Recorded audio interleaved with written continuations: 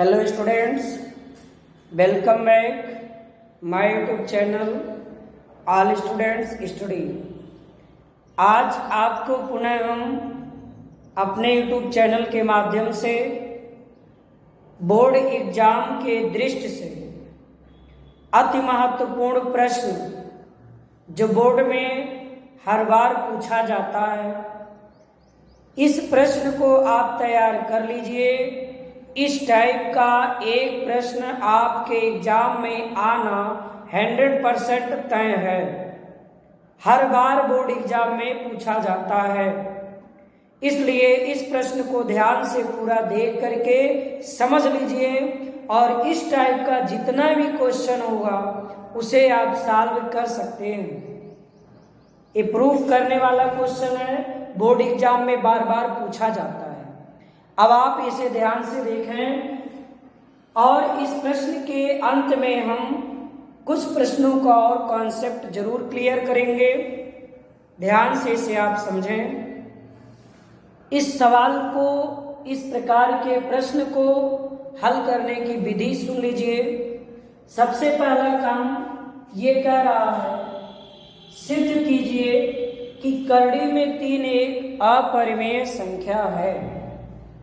तो हम लोग अपरिमेय संख्या के ऊपर सवाल तो सॉल्व कर लेंगे, लेकिन इसे हम परिमेय मानेंगे।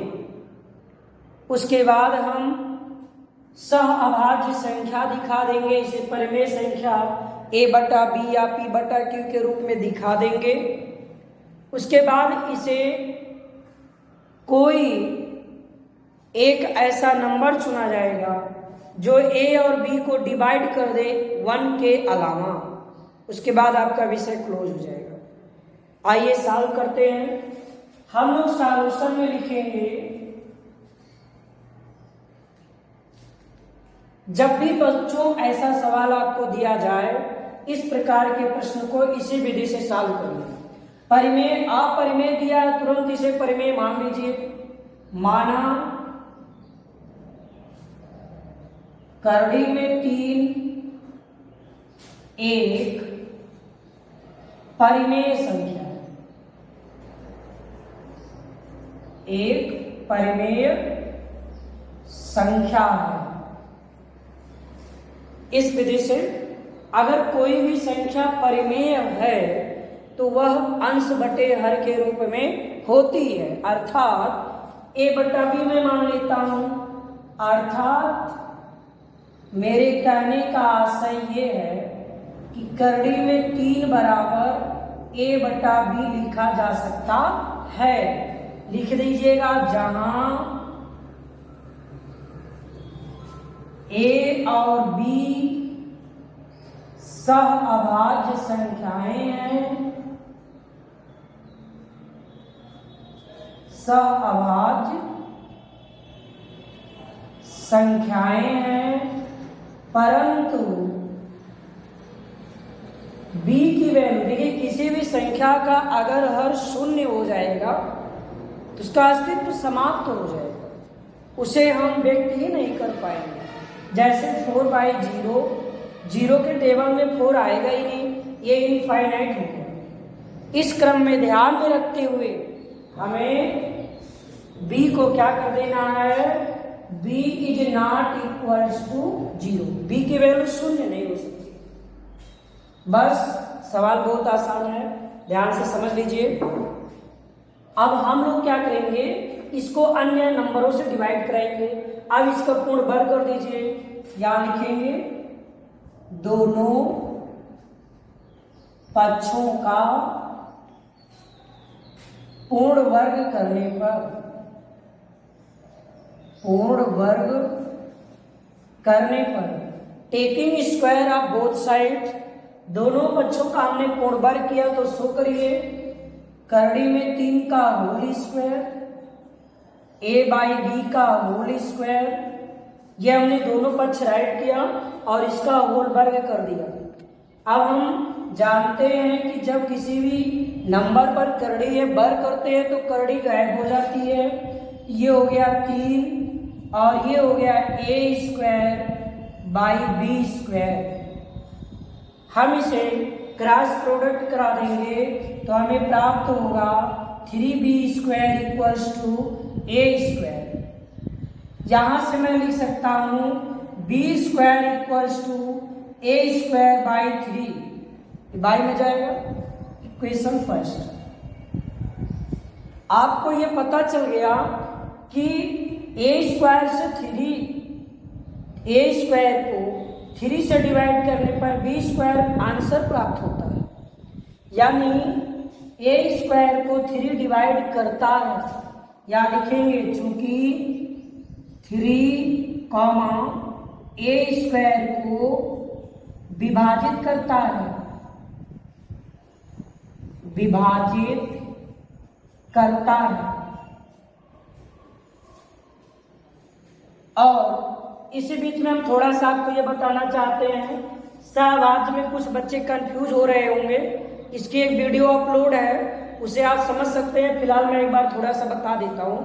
सहअभाज्य का मतलब ये होता है कि जिस संख्या का केवल और केवल HCF 1 हो, जैसे 2, 3, ऐसी संख्याएं हैं जिनका HCF केवल क्या है 1, एक इसके HCF होंगे, तो वो सहअभाज्य संख्याएं। ठीक है, तो आइए आगे हम लोग बढ़ते हैं।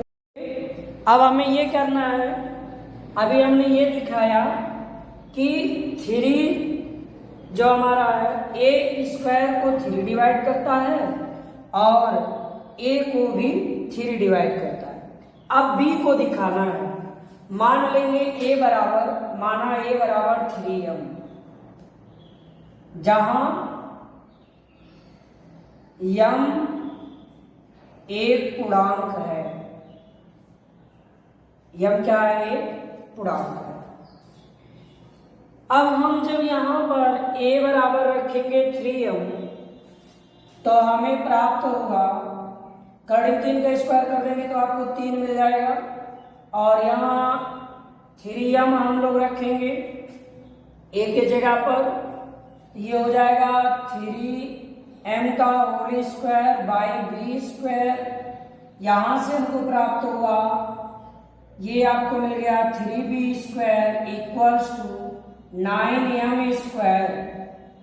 अब हम लिखेंगे, इसको जब काट देंगे 3 से, यहाँ 3 आ जाएगा, 3 3 जा 9, तो b² = 3m²। और हमें दिखाना क्या है कि 3b को भी डिवाइड करता है, तो b² / 3 = m², यानी b² को 3 से डिवाइड करने पर m² प्राप्त होता है। अर्थात 3 b² को विभाजित करता है, विभाजित करता है। तो 3b को भी विभाजित करेगा। समझ गए? अर्थात हमको ये मिल गया कि जो हमने सहअभाज्य संख्या a और b माना था, ये सहअभाज्य का मतलब ये हुआ कि ये संख्याएं केवल इनका HCF 1 होगा, अर्थात ये दोनों एक से ही विभाजित होंगे। अब हमने ये देखा, इन दोनों का एक कॉमन फैक्टर 3 प्राप्त हो गया। a को 3 काट रहा है और b को भी 3 कैंसिल कर रहा है। तो आप यहां लिखेंगे, अस्पष्ट है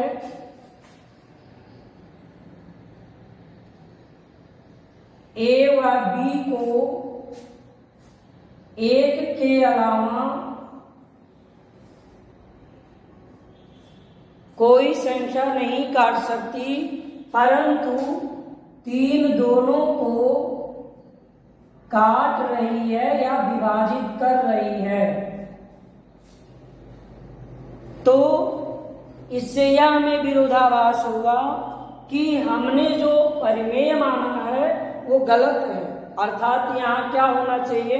अपरिमेय। इससे स्पष्ट हुआ, अतः लिख लीजिएगा। विरोधाभास होता है कि हमारा मानना करड़ी में 3 परिमेय संख्या मानना गलत है। इससे यह सिद्ध होता है कि करड़ी में 3 ये क्या है, अपरिमेय संख्या है। करड़ी में 3 क्या है, अपरिमेय संख्या है। ऐसे ही आप कोई भी प्रश्न टाइप का हो, ऐसे आप मानिए और उसको 2-1 नंबर से अलग अलग डिवाइड होना दिखा दीजिए 2 स्टेप में। और आप जब ऐसा दिखा देंगे तो आपको यह आभास हो गया कि यह हमने जो परिमेय माना है भैया तो हमने गलत माना है, इसका मतलब ये अपरिमेय है। तो वीडियो कैसा लगा जरूर कमेंट करें और अपने बोर्ड एग्जाम की तैयारी में जुटे रहें। बहुत बहुत धन्यवाद।